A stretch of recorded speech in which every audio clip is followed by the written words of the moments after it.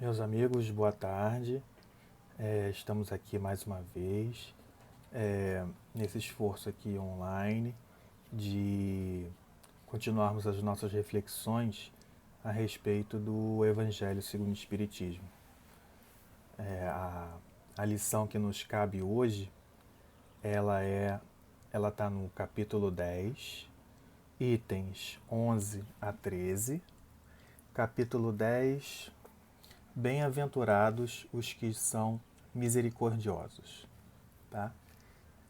Mas antes da gente efetivamente comentar sobre a lição de hoje, é sempre interessante nós contextualizarmos ou darmos essa referência, né, já que ainda estamos falando das bem-aventuranças. As bem-aventuranças elas estão comentadas no Evangelho segundo o Espiritismo nos capítulos 5, 7, 8, 9 e 10.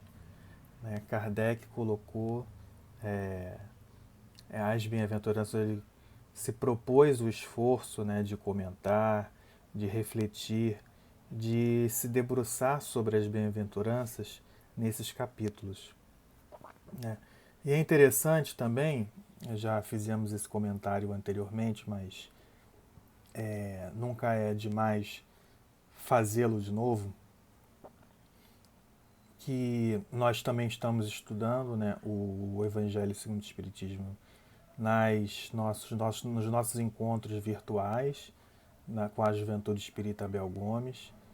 E enquanto estávamos estudando, né, sobre o tema, nós fizemos aqui algumas reflexões e é interessante que nós podemos associar a cada bem-aventurança uma virtude, né, a ser adquirida, uma virtude a ser fortalecida dentro de nós. Né? Sempre gostamos também de nos lembrar da parábola do grão de mostarda, que é muito significativa nesse assunto, né? Porque Jesus, né, como não poderia deixar de ser, ele foi extremamente feliz na comparação, na utilização da imagem do grão de mostarda. Porque na natureza, o grão de mostarda ele é um dos menores, é uma das menores sementes. Né? E a sua árvore ela fica muito grande, né, quando no seu crescimento integral. A sua árvore pode atingir até 3 metros, né, de altura. E isso dá para nós uma simbologia, uma imagem poética muito bonita e muito verdadeira, né, a respeito do desenvolvimento das virtudes dentro de nós, que nós as trazemos tão pequenas, né, no nosso início espiritual, do desenvolvimento espiritual, tão pequenas quanto esse grão de mostarda, mas que elas vão se desenvolvendo a partir das nossas experiências, a partir dos nossos aprendizados e, por que não dizer, a partir dos nossos erros também. Né? Até que elas se tornem essas árvores frondosas e que não só nos auxiliam, mas auxiliam àqueles que estão ao nosso redor. Né? Então, voltando ao nosso exercício de associação, né, a cada bem-aventurança trabalhada por Kardec a é, a uma virtude, a gente poderia chegar, né, a essas reflexões. No capítulo 5, né, Kardec trata de bem-aventurados os aflitos. E a virtude, né, associada quando nós vamos estudar não só os dizeres, né, os comentários de Kardec, mas as instruções dos espíritos, nós vamos ver que a resignação que é o valor que está sendo ressaltado, né, nesse capítulo. Então, bem-aventurados os aflitos, resignação. Em seguida, capítulo 7, bem-aventurados os pobres de espírito. Aí nós temos, aqui, nós temos uma expressão idiomática, né? Pobres de espírito, né? Que não deve ser, não deve, deve ser bem entendida por nós, né? Seria, o que seria esse pobre de espírito? Porque às vezes nós associamos, né, essa expressão a uma pessoa sem muito valor, né? Mas na verdade a gente tem que prestar atenção que é uma expressão idiomática da época, né? Mas pobres do espírito, pobres daqueles valores que eram, vamos dizer assim, considerados os mais importantes da época, da sociedade terrena, com a visão terrena, né? Então, estar pobre desses valores terrenos significa estar rico, né, dos valores espirituais, né? Então, a gente vai ver que a pobreza de espírito nós temos associada a virtude da humildade. Capítulo 8. Bem-aventurados os que têm puro o coração, a pureza do coração, a pureza da intenção com que nós agimos, vamos dizer assim, com que nós agimos, a pureza de intenções dos nossos sentimentos. Então, nesse capítulo, a virtude que está sendo trabalhada é a honestidade. Honestidade com nós mesmos, né, com as nossas intenções. Realmente é um processo de autodescobrimento. Se nós podemos fazer esse exercício também, todas essas virtudes que estão sendo colocadas para nós, à medida que elas são desenvolvidas, elas também facilitam, elas possibilitam o nosso processo de autodescobrimento, né? Porque a partir daí nós vamos identificar em nós o que nós, as vontades ou a vontade nossa em realmente melhorar, ou a dificuldade que nós temos de agirmos em benefício de alguém ou em benefício de algum setor, né, da nossa vida. Então, com certeza, nesse exercício, nessas reflexões, nesse desenvolvimento das virtudes, é onde nós conseguimos fazer também a tarefa, né, do nosso autodescobrimento. É um processo também, é tudo um processo. Então vamos lá. Bem-aventurados aflitos, resignação, capítulo 5. Bem-aventurados os pobres de espírito, humildade, capítulo 7. Bem-aventurados os que têm puro coração, honestidade, capítulo 8. Capítulo 9. Bem-aventurados os que são mansos e pacíficos, a paciência, né?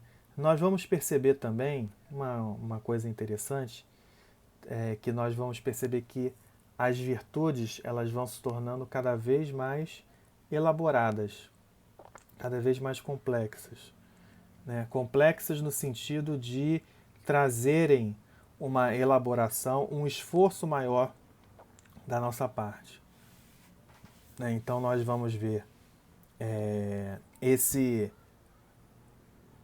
caminhar, vamos dizer assim, né? No desenvolvimento dessas virtudes. Não é à toa que Kardec ordenou as bem-aventuranças dessa natureza, né? Dessa maneira. Se nós podemos, também já fizemos esse comentário, mas também é interessante refazê-lo, nós vamos perceber que a ordem em que nós encontramos as bem-aventuranças em Mateus, ela está diferente da proposta por Allan Kardec. Então Kardec, de certa maneira, organizou as bem-aventuranças de maneira temática, de maneira pedagógica, vamos dizer assim, para nós. a fim de que nós possamos entender que existe nesse esforço nosso de desenvolvimento das nossas virtudes, é necessário que nós desenvolvamos as virtudes mais simples em direção às mais complexas. Como tudo na vida, o aprendizado é um processo pedagógico e ele precisa percorrer essas etapas para que efetivamente nós possamos nos desenvolver em plenitude, né? Terminando então no capítulo 10, que é o capítulo objeto das nossas reflexões de hoje, bem-aventurados os que são misericordiosos, no qual nós somos convidados a desenvolver a virtude da compaixão. E aí nós vamos falar de perdão, nós vamos falar de indulgência. E é interessante que ainda é muito difícil para nós perdoarmos, né? E não é sem razão, porque realmente, né, o perdão é um sentimento muito nobre e muito elaborado. Não é à toa que ele figura entre a última bem-aventurança, né? Então, que isso não sirva para nós de desalento, mas pelo contrário, que nós saibamos que estamos no caminho. E mais uma vez, né, nos utilizando da parábola do grão de mostarda, nós vamos perceber que essas virtudes elas vão se desenvolvendo em nós pouco a pouco e elas vão estar dentro de nós em diferentes fases de crescimento, né? Uma árvore com alguns arbustos, ela vai ser capaz de oferecer, vamos dizer, sombra, um ambiente agradável para, vamos dizer assim, uma determinada área, né, em que ela se encontra.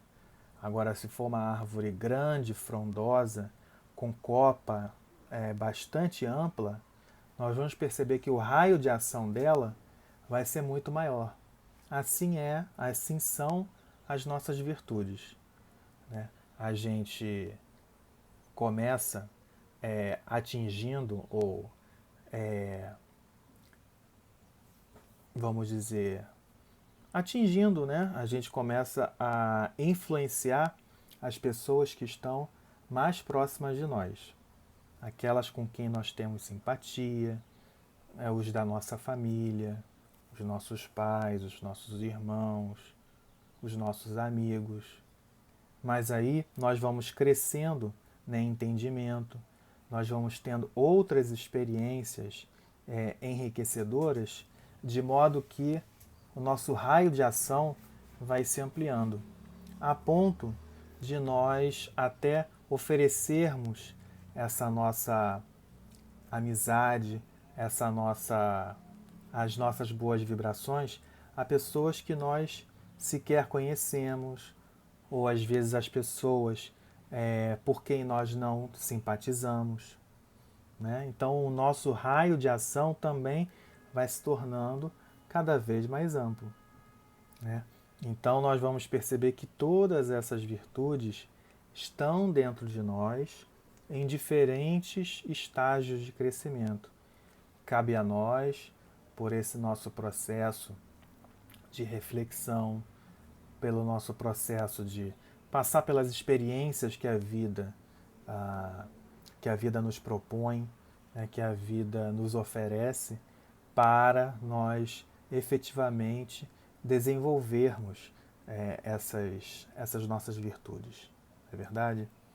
Bom, então, vamos então nos concentrar no capítulo 10, bem-aventurados os que são misericordiosos, e os itens que couberam para nós foram os itens de 11 a 13. E os itens 11 e 12 são passagens bíblicas. 11 é uma passagem de Mateus e 12 é uma passagem de João. Então nós vamos começar aqui a ler primeiramente o item 11, fazer alguns comentários, depois o item 12, e o item 13 é um comentário de Kardec a respeito da frase atire-lhe a primeira pedra aquele que estiver isento de pecado. Mas vamos então começar aqui pelo item 11. Item 11. Não julgueis a fim de não serdes julgados, porquanto sereis julgados conforme houverdes julgado os outros. Empregar-se-á convosco a mesma medida de que vos tenhais servido para com os outros. Então, Jesus faz essa advertência aqui para nós, para que nós tenhamos atenção no nosso julgamento em relação aos outros. Mas é importante nós refletirmos um pouco mais profundamente acerca do que Jesus realmente quis dizer para a gente.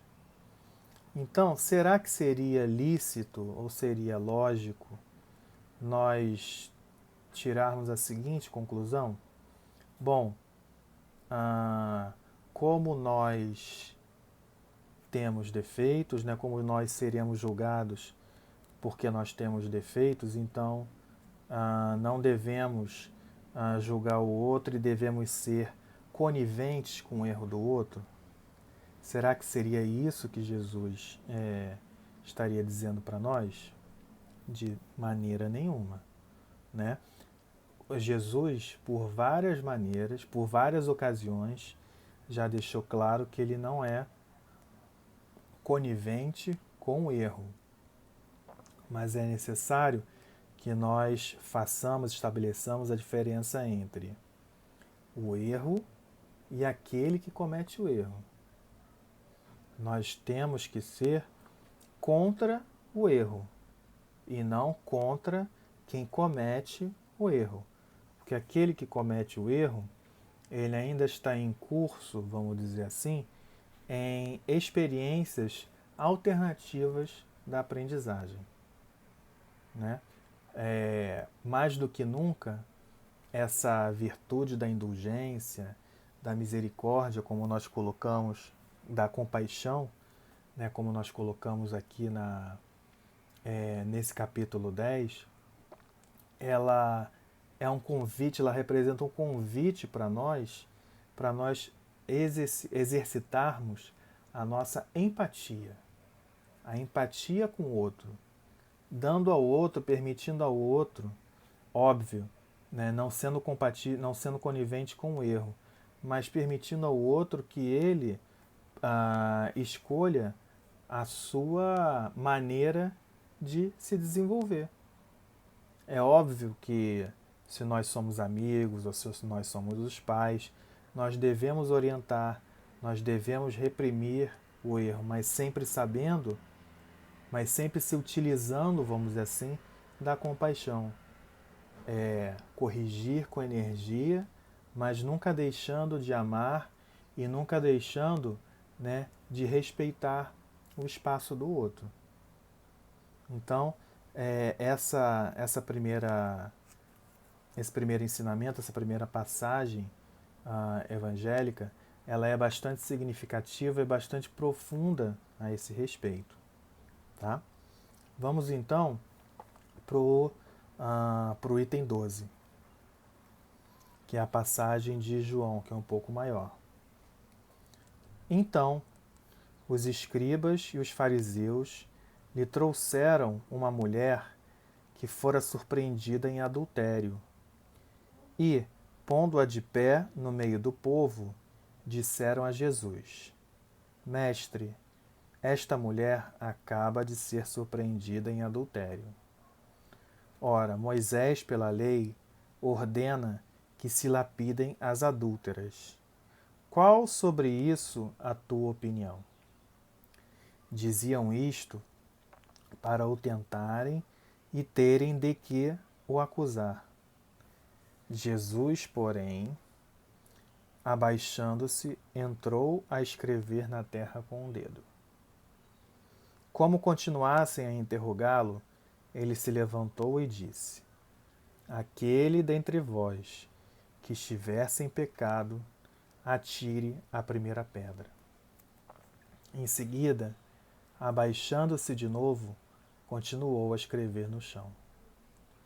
Quanto aos que o interrogavam, esses, ouvindo-o falar daquele modo, se retiraram um após o outro, afastando-se primeiro os velhos. Ficou, pois, Jesus a sós com a mulher, colocada no meio da praça. Nós vamos interromper aqui, vamos deixar para comentar o diálogo entre Jesus e a mulher adúltera logo depois.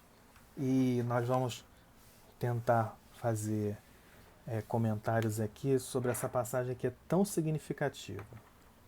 Bom, o primeiro ponto, e isso até já tratamos, né, nas outras bem-aventuranças, bem-aventurados os que têm puro coração, né, a nossa pureza de intenção, a nossa honestidade. Qual era a intenção, né, dos fariseus, né, ao divulgarem, né, a má conduta, né, daquela mulher? Então é necessário que nós façamos essa reflexão. A intenção não era que em reprimir o mal, era em justamente dilapidar a mulher. Deus não quer a morte do pecador, ele quer a morte do pecado. Só que aqui, nitidamente, o objetivo, a pureza, a intenção não era essa. A intenção era causar o escândalo. A intenção aqui era colocar Jesus numa situação difícil. Como foi, se nós podemos perceber, em todas as passagens evangélicas, a todo momento os fariseus faziam perguntas capciosas, faziam perguntas embaraçosas para tentar colocar Jesus numa situação delicada, em que ele, por exemplo, se visse contra a política local. Né? Então, sempre a intenção, né, voltando aqui, né, o bem-aventurados os que têm puro coração, né? Sempre a intenção aqui era a de enredar Jesus. Né? Então, quando nós... Isso é um alerta para nós, para quando nós quisermos reprimir o mal. Nós estamos realmente com a intenção de reprimir o mal ou de, por exemplo, colocar a pessoa que cometeu, né, o delito numa situação de destaque negativo. Porque nós podemos reprimir o mal de várias maneiras. E podemos também, com certeza, encontrar essa posição de modo a preservar a pessoa. Essa que é a intenção. Se a intenção é de buscar uma corrigenda, de buscar uma alternativa para reparar a questão, né? Então é preciso que nós tenhamos essa honestidade de propósito, né? De reparar a questão e não de crucificar a pessoa que cometeu a determinada falta. E nós podemos perceber aqui que os fariseus não tinham essa intenção. A intenção sempre era de causar escândalo. E é interessante também que a resposta de Jesus, como sempre, ela é uma lição para nós. Né? E a lição que ela guarda para nós é que a nossa autoridade moral ela é baseada nos nossos na nossa pureza de intenções e nas nossas próprias ações. Ou seja, nós teremos a autoridade moral necessária para combater o mal se nós já tivermos iniciado esse esforço de combater o mal dentro de nós próprios. Então, aquele que tivesse sem pecados, que atirasse a primeira pedra. E é interessante que o evangelista João coloca que retiraram-se primeiro os velhos. É interessante, né? Porque nós vamos perceber que à medida que vamos ficando mais velhos, nós vamos ficando mais arraigados a alguns preconceitos. É óbvio que a gente tem que enxergar todas essas questões sob a ótica do espírito imortal. Mas às vezes nós cultivamos alguns preconceitos, né? E que à medida que ficamos mais velhos, eles vão, vamos dizer, ficando mais difíceis, né, de serem retirados de nós mesmos. Funcionam como se fossem uma segunda pele. Mas esse é o esforço contínuo do espírito, de sempre permanecer evoluindo, de sempre permanecer se reciclando, né? E é interessante também nós percebermos que é muito significativo que essa lição tenha sido dada em relação a uma questão de adultério. É muito interessante nós sempre quando estudarmos o Evangelho, nós termos essa atenção a esses símbolos, a essas imagens que Jesus utiliza, que elas trazem uma mensagem, uma significância que ainda não conseguimos aquilatar. Mas esse fato, ele mostra para a gente que em matéria de questões afetivas, pouco podemos julgar em relação à atitude dos outros, porque nós mesmos trazemos dentro de si motivos que podem nos trazer embaraço, podem nos trazer vergonha, porque nós mesmos também agimos errado em relação aos sentimentos dos outros, em relação aos sentimentos daqueles que nos são caros, né? Então é interessante que em assuntos do coração nós devemos ter muita atenção e nós devemos agir com muita reflexão, com muita ponderação. Não é à toa que Jesus escolheu esse episódio da mulher adúltera para nos trazer a essa mensagem de indulgência, de perdão, de ponderação, né? Bom, continuando então aqui com os trechos finais do Evangelho de João, em que o evangelista continua. Então, levantando-se, perguntou-lhe Jesus: Mulher, onde estão os que te acusavam? Ninguém te condenou? Ela respondeu: Não, Senhor. Disse-lhe Jesus: Também eu não te condenarei. Vai-te e de futuro não tornes a pecar. É interessante também que nós podemos perceber a autoridade moral de Jesus. Ele que é sem pecados, né? Ele que é o nosso modelo e guia e que fez o sacrifício extremo, né, de encarnar para nos auxiliarmos, para nos auxiliar pessoalmente com o seu exemplo, com as suas palavras,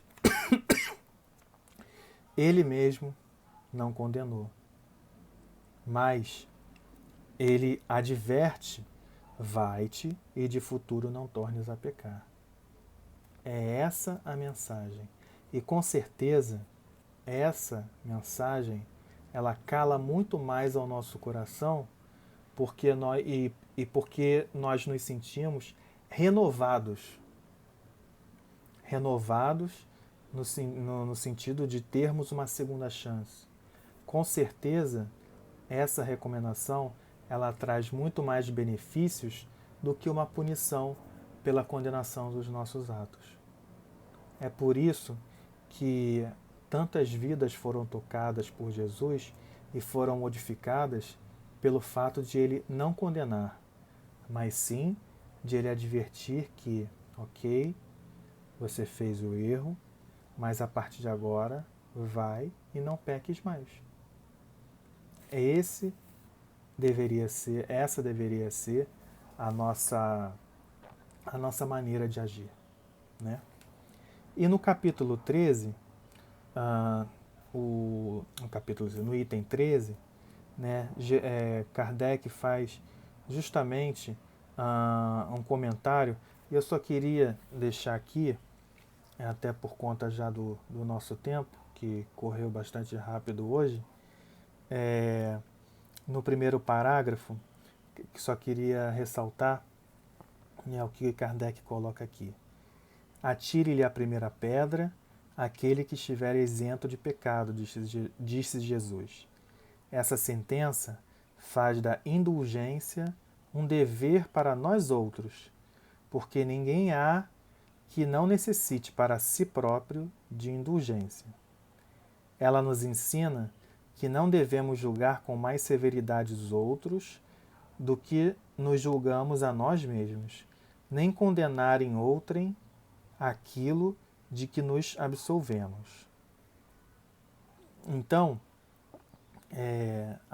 depois de nós termos visto essas passagens, que seja esse o convite da indulgência para conosco, para conosco não, para com os outros.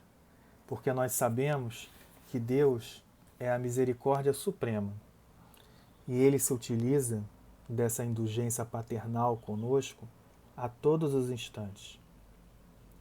E que essa indulgência paternal, que ela sirva para que nós também aprendamos a exercitar essa nossa indulgência fraternal com os outros, com os demais, com os nossos irmãos, com aqueles ao nosso redor.